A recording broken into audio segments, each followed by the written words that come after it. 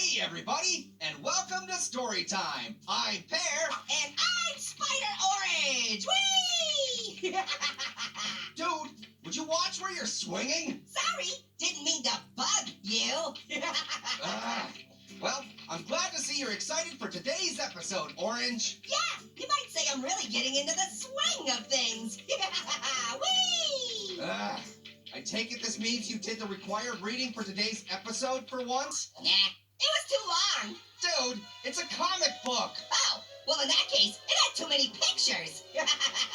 You didn't even open it, did you? No need, Pear. I pretty much remember it from the first time I didn't read it as a kid. Oh yeah? So what's the title?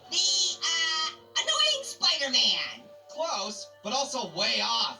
It's the Amazing Spider-Man. We'll see about that.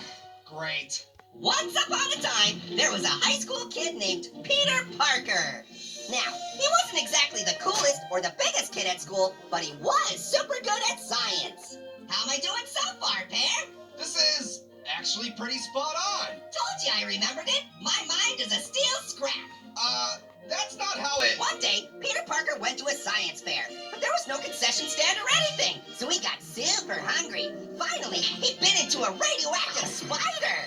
Come again? He bit a radioactive spider. Okay, that's what I thought you said. See, that's not exactly... And because the spider was radioactive, Peter Parker accrued the powers of the spider. 8 limbs, 8 eyeballs, the ability to scare people when the bathroom light comes on. Yeah, I think we're gonna need to tap the brakes here. Dude, those aren't the superpowers he got. Well, sure they are. True or false? Peter Parker got spider superpowers. Sure, but not those powers. He got all the cool ones. I mean, it's not like he suddenly started eating flies or something. That's where you're wrong, Mon Pere. He did start eating flies by the bowlful. No, he didn't. Why would he do that? Flies are a disgusting thing to eat. Pear, we're talking about a guy who bit a spider. You really think he's going to be grossed out by the thought of eating a fly? Good point. Booyah! Now, if you don't mind, I will continue the list of spider powers that Peter Parker accrued. He grew a thorax. He lost the ability to speak. And most importantly, he gained the ability to shoot spider webbing out of his butt. Close enough, I guess. So he went out on the town, shooting butt webs all over the place. He wasn't great at first, but he got into the swing of things soon enough. Oh, but here's the thing. Just as he gained the powers of a spider, he also gained the downsides of being a spider. Growing a thorax wasn't already a downside? Of course not, Pear. The thorax is a very important body part. Plus, the ladies love it. Good grief. Sadly, Peter Parker got the bad spider stuff too, like the ability to be easily trapped under a water glass. This used to be one of my favorite origin stories. Also, he lost the ability to speak. His brain shrunk to the size of a sesame seed, and his lifespan reduced to approximately 1 to 2 years. Dude, this is the worst superhero of all time. What do you want from me? The guy could have bitten a radioactive Nobel Prize winner or something, but he opted for a dumb old spider. Actions have consequences, Pear. With great power comes, something.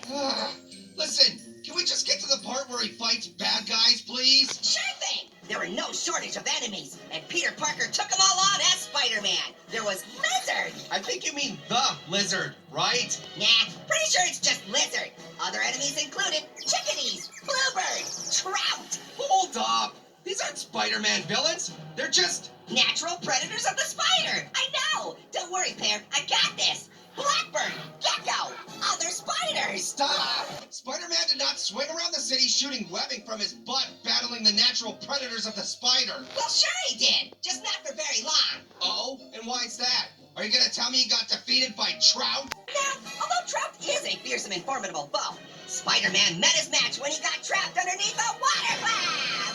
Oh my gosh, a water glass? Come on, at least tell me his escape from the water glass was exciting. Not really. He never escaped. He was under there a while, and, now, you know what I was saying earlier about a severely reduced lifespan? So, that's it? That's the entire story of the Amazing Spider-Man? Yep. What, may I ask, was so amazing about a so-called superhero who fought a trout, got trapped under a glass, and promptly died? How on earth did he get the title of superhero anyway? You're right, Pear. It defies logic. I'll say... it's incredible. Exactly. One might even say it's amazing. Oh my gosh. The end.